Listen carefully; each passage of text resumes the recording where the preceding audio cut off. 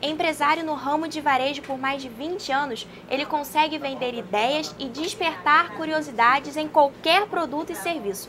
Especialista em neurolinguística, Ricardo Ventura é autor do livro Comunicar, Vender e Negociar com PNL, onde ele reúne dicas para que a gente possa entender as variações do comportamento humano.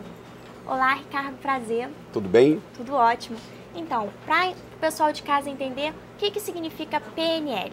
Tá. A programação neurolinguística ela é conhecida no mundo inteiro por essa sigla, né? PNL. E o que isso quer dizer? Até agora não falei, não disse nada. A programação neurolinguística, na realidade, é assim, se a gente fosse discutir sobre ela, a gente podia ficar 3 horas aqui. Resumidamente, é o quê?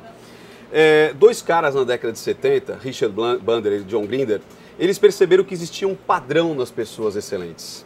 Então, eles perceberam que essas pessoas tinham não só um padrão de linguagem, mas um padrão da linguagem deles com eles mesmos, né? As pessoas conversando com si, e a linguagem que essas pessoas tinham do mundo. Então as pessoas excelentes, elas tinham não só a linguagem falada, né? Mas o que elas pensavam quando elas encontravam um obstáculo, o que elas falavam com elas mesmas, quais atitudes que elas tomavam quando encontravam um obstáculo. Inconscientemente, né? Inconscientemente. Inclusive, eles perceberam também que as pessoas que tinham as limitações também seguiam um padrão. Elas viviam sempre na mesma roda, do mesmo jeito, sempre repetindo aqueles padrões. Eles perceberam o seguinte: por que uma pessoa ia para a guerra? Para exemplificar, eu gosto de dar esse exemplo, fica muito mais fácil. Por que uma pessoa ia para a guerra, voltava da guerra e voltava cheio de fobias, traumas, compulsões, e uma outra pessoa que ia lutar lado a lado com essa pessoa que foi para a guerra, do primeiro exemplo, ombro a ombro, lutou ombro a ombro, teve as mesmas experiências e ela volta cheia de possibilidades. Ela volta cheia de motivação, ela volta querendo abrir empresas, rodar o mundo, contando a experiência dela. Se a experiência foi a mesma, por que pessoas conseguiam ter possibilidades e outras que tinham tantas limitações? E percebeu-se que muitas das fobias, traumas, compulsões, alergias eram de fundo psíquico. Na realidade, aquilo não existia no mundo. Só no mundo dela. Exatamente. Isso remete ao meu primeiro livro, que não é esse, porque a PNL começou como terapia. Então, o meu primeiro livro, que chama Crenças, eu trato de pessoas que eu atendi, que tinham fobias, traumas, compulsões, vícios, e através das técnicas da PNL, elas se libertaram. Só que eles não pararam aí. Eles começaram a modelar outras pessoas, esportistas, gente de sucesso, empresários, e começou a formatar essa nova ferramenta que até hoje dá grandes possibilidades aí para as pessoas conseguirem ir além, né? Conseguirem se superar do seu trivial, né? Ela consegue entender mais. Então quem estuda PNL, quem estuda programação neurolinguística ou aplica, ela começa a perceber que ela pode ir muito mais, porque até o que a gente está fazendo aqui, essa conversa, tem muito mais coisa do que só a gente falando. Tem muita coisa que você está passando para mim inconscientemente e que está chegando para mim inconscientemente. Mas eu passo como? Através de gestos? Como? Entonação de voz, a sua fisionomia, o jeito que você porta o seu corpo. Diferente daquele livro O Corpo Fala. Sabe aquele livro O Corpo Fala? Que tem um monte. Um monte. Eu acho uma balela aquilo ali. Eu acho que não tem nada a ver. Porque aquele livro diz assim, quem está com as pernas cruzadas ou os braços cruzados está fechado. Você está fechado para mim agora? Não, claro que não. E o livro diz que está fechado. O livro diz que quem põe a mão no nariz é mentiroso. Que olha para o lado... Ah, tá, né? E se a pessoa tiver uma renite? E se a pessoa gostar de cruzar os braços, se sentir confortável? E se a pessoa... Lá fala que quem fala põe a mão na boca é porque está escondendo palavras, não quer dizer tudo. E se de repente ela tá, sei lá, caiu o pivô dela naquele dia, ela tá ali segurando. Mil coisas. O corpo fala, mas eu não sei o que ele quer dizer. Mas eu sinto. Porque seria muito assim... Seria uma presunção você pegar todas as pessoas do mundo e padronizar que cruzou os braços, não quer ouvir. Mexeu no nariz... Tá mentindo. Pode até ser, mas generalizar isso para todas as pessoas? Eu não concordo. É igual. Ninguém é igual. Então a PNL vai além. Ela usa dessas características da linguagem inconsciente, aquela que eu falei que você faz com você mesmo, os questionamentos, para criar harmonia, para criar empatia. Porque antes de você vender qualquer coisa, você disse assim, Ricardo é especialista em vender produtos e serviços. Antes de qualquer pessoa vender qualquer coisa, ela precisa se vender. ela precisa ser aceita. Se você não for aceito, não for aceito, não adianta você ter a melhor ideia do mundo, o melhor serviço do mundo, você ser o melhor especialista do mundo. Ainda nessa rotina de vendas, como que o vendedor pode quebrar a barreira que existe entre ele e o cliente? Primeira coisa, a pessoa tem que estar presente. Mas você fala, Ricardo, mas eu estou presente, eu estou ali com a pessoa. Mas será que você está 100% presente? Fisicamente tá. Pois é. Será que você não está pensando no celular que está tremendo no seu bolso, onde você vai almoçar daqui a pouco? O que vai fazer amanhã? O que vai fazer amanhã, onde vai ser o happy hour com a galera? E o outro lado vai perceber isso. Mesmo que você esteja ali assim para a pessoa. Mas inconscientemente ela vai perceber se essa pessoa não está aqui comigo. Então a primeira coisa é você estar presente com a pessoa. Outras coisas que eu digo nesse livro, que esse livro na realidade nasceu de um treinamento que eu dou de 10 horas, e esse livro nasceu desse treinamento, é você entrar em rapport, você estar em harmonia. Tem muitas técnicas para você entrar em rapport. Uma delas, que eu gosto de citar, é o quê? Você espelhar a pessoa. Por quê? No livro eu digo o seguinte, já aconteceu de você, por exemplo, estar numa sala de espera e de repente você começar a conversar com aquela pessoa que você nunca viu. Que você nunca viu, mas você tem aquela... Bate aquela coisa daí e você sente a vontade. Daí fica aquele uau, uau, uau, uau, uau, uau, aquela conversa vai contando coisa que não conta nem para os melhores amigos. Exatamente. Você acaba contando para essa pessoa coisas que você não contaria para sua família, para seus amigos. O que é isso? Isso é rapport, porque o seu inconsciente entrou em sintonia com o inconsciente dessa pessoa. Porque ela tem características que você gosta e às vezes nem sabe que gosta. E o inverso acontece também. Quantas vezes você já estava num lugar e a pessoa fala assim, bom dia, você fala, putz, você não foi com a cara desse aí. Só da pessoa falar bom dia, você fala que você não foi com a cara dessa pessoa. Não falou mais assim? nada além disso. Mas ela disse muito mais do que isso. Ela só não disse bom dia. Todo o gestual dela, toda a entonação de voz não batia com as suas verdades, com o seu mundo interno, com aquilo que você gosta. Porque a gente expressa nas palavras, no gestual, aquilo que a gente gosta. Então, uma pessoa que fala mexendo muito com as mãos, ela gosta de pessoas que mexem as mãos para falar. Aquelas pessoas que são mais contidas, ficam com as mãos fechadas, elas gostam de conversar com pessoas que são assim. Aquela pessoa que fala com uma voz um pouco mais fina, ela gosta de um pouco mais fino. Se você ficar ouvindo mas eu assim... não ligo, não. Então, mas se eu ficar falando assim com você todo o tempo e tal, e você tem uma voz mais fina, de repente você fala, não aguento mais esse cara falando na minha orelha. Mas verdade. Aquela pessoa que fala, sabe, ela pensa para falar, ela está conversando com você, ela tem um ritmo mais aí você vai ficando com vontade de dormir. Se você falar rápido. Por isso que, imagine se você falar rápido e eu sou um vendedor falando lento. Olha, eu tenho aqui um livro novo. Você perde a paciência. Você perde a paciência. E o inverso? Não quer mais comprar. Quando você fala lento e eu falo rápido demais. Olha, eu estou com um livro bacana aqui que acabou de chegar, do José Saramago. É muito bom esse livro, você precisa ler. Sabe por quê? Porque todo mundo está lendo esse livro. Você já leu o José Saramago? Aí você fala, eu não estou entendendo o que esse cara está falando. É muita informação. Por quê? Porque você fala lento. Você pensa para falar. Então não bate. Não dá empatia. Então o que a pessoa pode fazer? É lógico que não é só isso. Mas espelha a outra pessoa. Não é micagem. Não é ficar olhando o que ela faz e ficar... Não, naturalmente você vai se amoldando ao seu interlocutor. Tanto é que isso é muito... Você vê isso no dia a dia. Quantas pessoas na faculdade, na escola, eram excelentes, tiravam 10. Aí quando foi para o mundo corporativo, foi para trabalhar, não eram tão bons profissionais. Por quê? Ele tinha habilidade, ele tinha técnica, ele tinha ferramenta, mas ele sabia se vender? Ele sabia ser persuasivo? Ele sabia criar empatia? Às vezes não. Então não basta ser o melhor, às vezes você não precisa nem ser o melhor. Se você for bom naquilo que você faz, mas ser excelente na hora de se comunicar, você consegue muitas coisas. Como você disse, as pessoas saem da faculdade e vão meio que despreparadas para o mercado de trabalho. Como que elas devem se comportar numa entrevista de emprego, por exemplo? Primeira coisa, ela primeiro já devia ter escolhido uma faculdade que ela gosta. Muitas pessoas vão escolher a faculdade por quanto que ela vai ganhar. É muito comum hoje em dia. É muito comum a pessoa pensar, o mercado está precisando de, e vai estudar aquilo. Ela não gosta daquilo. Aí numa entrevista de emprego, ela já está mais preocupada em quanto que ela vai ganhar do que ela vai fazer. E se ela vai gostar de fazer. E isso é um grande problema. As pessoas às vezes falam assim, não, Ricardo, mas eu ganhando bem, que mal tem? Eu gosto de fazer uma comparação assim, antes de você escolher aonde você vai trabalhar, mas Ricardo, eu estou numa situação que não dá para eu escolher, eu preciso trabalhar.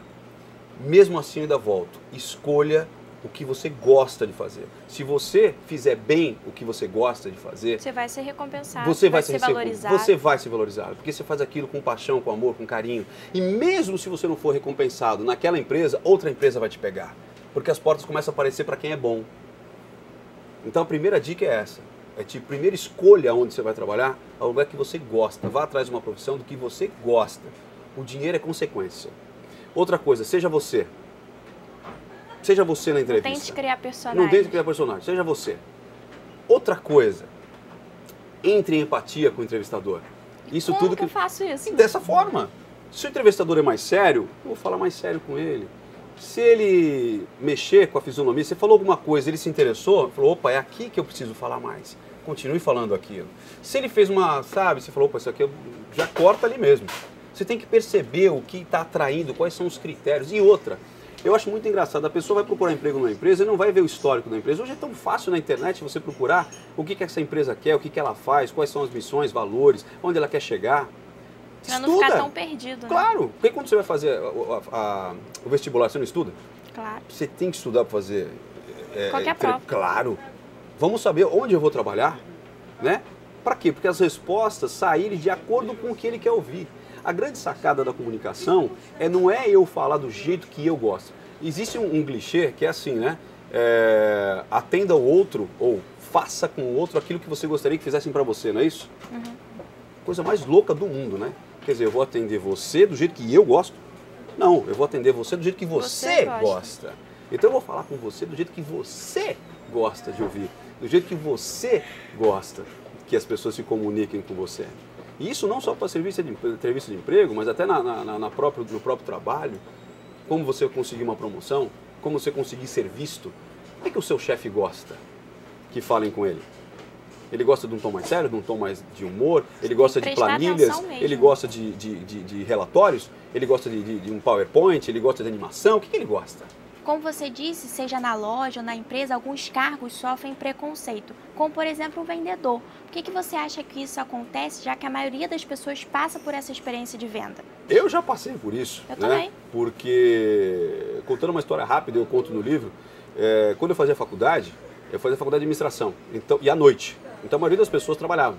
Então a conversinha era assim, onde você trabalha? Eu trabalho na Odebrecht. Onde você trabalha? Eu trabalho na Votorantim. E você? Eu tenho uma loja de calçado. Te olha com tadinho. E voltar, tipo, o que você está fazendo aqui, amigão? Só que eu gostava do que eu fazia, eu gostava de ser vendedor, como eu gosto de ser vendedor. Nas minhas palestras, às vezes eu pergunto, eu falo assim, quem aqui é vendedor? Principalmente palestras que tem bastante gente, 300, 400, 500 pessoas, eu falo assim, quem aqui é vendedor? Aí alguns levantam a mão, depois eu falo, quem aqui não é vendedor? E normalmente quem levanta a mão é médico, dentista, advogado, jornalista, funcionário público, e eles acham que não são vendedores. Só que eu digo assim, como é que um advogado consegue ganhar a causa dele? Ou o juiz da causa ganha para quem é mais justo? Será que ele dá para quem é mais justo ou para quem apresentar a melhor defesa ou a melhor acusação? E quem apresenta a melhor defesa? Aquele que vende a defesa melhor, aquele que convence os jurados. Ele é um vendedor de ideias, ele é um vendedor de causas. É a mesma coisa um dentista. Será que só ser bom vale a pena? Quantas vezes você já deixou de comprar num lugar mais barato para comprar num lugar mais caro por causa do atendimento? Já aconteceu com você? Claro, tem aquela fidelização. Pois é, então não adianta você ter o melhor preço, você ter uma melhor opção, você tem que se vender, você tem que saber vender a sua imagem antes de qualquer coisa. E realmente existia, até hoje existe um preconceito. Até na novela agora, estavam falando, né? Eu não tenho nada para fazer, vou ser vendedor de sapato meio período. Como se fosse... você é vendedor para pagar as coisas da faculdade. E como se fosse a coisa mais fácil do mundo, né? Não o pessoal acha que vender é muito fácil. Vender requer tanto estudo quanto qualquer outra faculdade. E olha que eu fiz muita coisa depois da minha faculdade. E até hoje eu estou aprendendo a vender. E a gente costuma ouvir falar que saber vender é um dom. Para você, quais são as características de um bom vendedor? Eu não acredito em nenhum tipo de dom. Nem de vendedor, nem de qualquer coisa. Então é mito. Com certeza, com certeza. Vai da pessoa querer. É lógico que alguns têm mais disposição, mas qualquer pessoa, a PNL diz isso, né? Você dividir em bloquinhos o comportamento que você quer ter. Então se você treinar, por que o Ceni é o artilheiro goleiro do mundo? É dom? Ou ele batia 100 faltas depois que todo mundo ia para casa? Por que a Hortência acertava a cesta? É dom? Por que o Oscar, a cestinha, mão de ouro? Por quê? É dom? Eles treinavam muito. Por que o Ayrton Senna era o melhor corredor na época dele? Porque ele treinava muito, a exaustão. Então não tem dom. Tem pessoas que estão a fim de conseguir alguma coisa e vão lá treinar, vão lá fazer. Não tem dom, tem treino. Como que a gente pode diferenciar cada cliente? Diferenciar como assim você diz? Porque nenhum cliente é igual ao outro. Sim, Cada um tem a sua preferência, isso aí. o seu estilo. Como que a gente pode diferenciar? No dia a dia. Por exemplo, critério. Às vezes a pessoa fala, mas Ricardo, como é que eu vou descobrir se essa pessoa está querendo um seguro de vida por causa que ele quer deixar a família dele bem? Ou aquele que quer comprar um seguro de vida para fazer um investimento. Porque a gente faz investimento com seguro de vida, resgata no final, tudo mais. É uma técnica que eu até brinco, é muito difícil. Né? É muito difícil a técnica. Basta perguntar. A maioria dos vendedores hoje não perguntam. Já saem oferecendo eles vêm com tudo. Sabe por quê? Tem muito palestrante por aí, muito livro, que ensina 7 passos do sucesso. Os 5 modos de você vender, conquistar e fidelizar cliente. Dá certo? Dá. Desde que você dá a tábua lá dos 5 passos para o cliente, ele decora também. Aí no dia seguinte ele vem e vocês vão fazendo. Ó, 1, 2, 3... Porque não é assim, é como você disse, cada um é um. Como é que eu vou catar os 5 passos do sucesso, os 10 passos do sucesso e vou fazer com a pessoa? Pergunta, analisa, perceba do jeito que a pessoa gosta de ser tratada e faça um relatório mesmo. Vendedor bom começa a fazer relatório. Se a sua venda é de outra atividade, tipo assim, cada um é um, pergunta, para que você vai usar isso? Para que você quer isso? De que forma que você vai usar? Né? Qual a última vez que você comprou algo parecido? Qual o jeito que você gosta de usar a sua calça? De repente ele está usando que está muito justa, ele fala assim, o que você gosta de usar? Ah, eu gosto de justa. Então tá do jeito que você quer. Se você chegar em casa e alguém falar para você, olha, mas essa calça está muito justa, você fala, mas é do jeito que eu gosto. Agora, ele não me enganou. Ele não enganou. Agora se você falar, olha, eu não sei, estou achando um pouco justo, ele fala, olha, eu vou te mostrar outro modelo então, para você ver uma numeração maior. Aí você vai decidir.